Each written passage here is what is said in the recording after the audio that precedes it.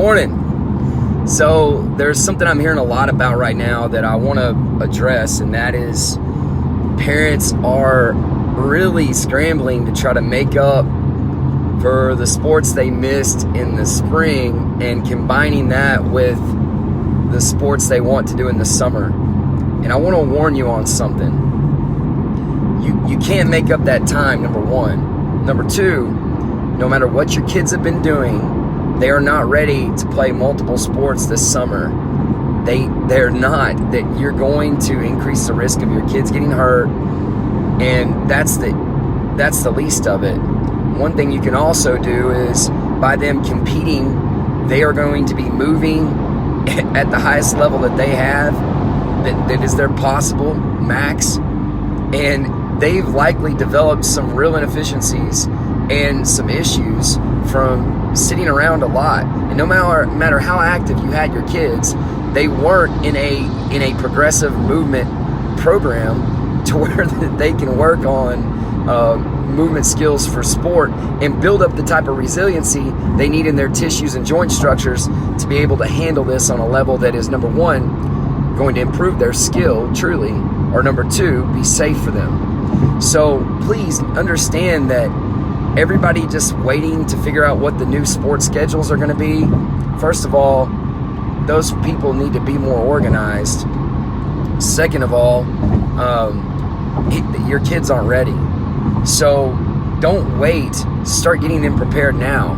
And that's not going to, look, jogging 2 miles a day isn't going to get them prepared, okay? I'm talking about find somebody that can guide them back into getting into a safe place with their body and into a place that's going to allow them to compete safely and actually develop. You don't want to just play youth sports for the sake of traveling your family, dragging them all around and just doing it. It needs to yield some rewards for the youth athletes, and it needs to be something that's beneficial, or it's not worth your time. It's not worth the family's time. So don't just play for the sake of playing. These kids aren't in charge of what they're doing. Don't let them tell you what to do. Make good choices for the best interests of your kids. And these tendon and ligament structures that are trying to adapt to the growth rates of your young athletes, they don't adapt well when you sit down and play video games for 12 to 14 hours a day for 2.5 months and then shift over to, playing tournaments all weekend or doing all these other things. And baseball parents, you're the worst. You can't just go out there and play for 2 teams right now if your kids haven't been in something that's being really overseen by a professional. It's not a good option for you. So you need to make sure that you take those things into consideration and don't wait on these people to set their schedules. You go get started now. So that's my rant.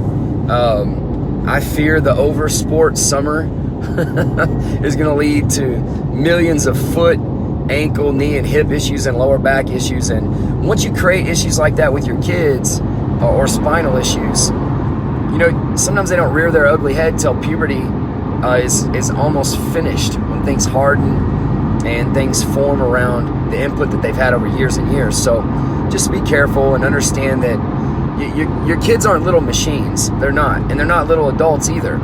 They're very malleable. They're basically plastic, and they've been sitting around watching a lot of TV. Even if they've been working out 1 hour a day, that's not gonna get them prepared for 4 games on a Saturday and four games on a Sunday. It's not. So anyway, loved everybody out there. Hope you are having an awesome week. Thanks for watching.